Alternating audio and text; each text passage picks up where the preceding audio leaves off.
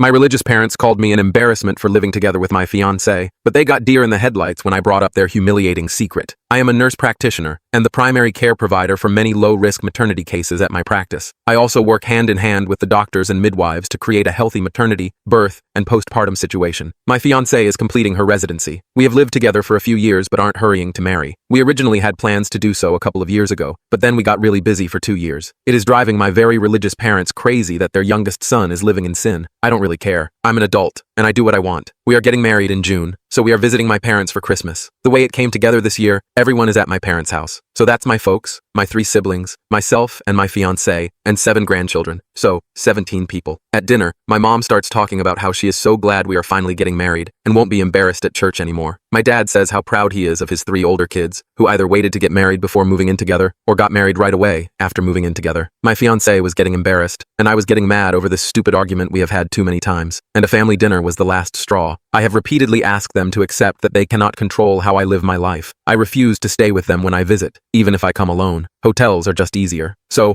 I started talking about a premature baby I had been reading about. It was almost 3 months premature and weighed about 1.6 pounds. It was super strong and healthy to have been born so little, and the NICU had high hopes that the baby would be doing well. My mom and dad both got deer in the headlights looks on their faces. Too bad. Should not have fugged around with my fiancé's feelings. So I asked about my oldest brother. He was born almost 4 months premature. Could we check out the family album where we keep all the records of family births and stuff? I already know my brother was over 9 pounds and almost 23 pounds long when he was born. My grandmother told me all about it the first time my parents tried to shame me. The subject gets changed very fast. After supper, my parents told me I should not try to embarrass them with private things that were not my concern. I told them that if I ever heard anything about my living arrangements again for the rest of my life, I would make sure to keep bringing up the fact that my mom was in her 2nd trimester when they got married. My parents are mad at me for telling them how to behave in their own home, but my fiancé is happy they seem to be off the subject for good.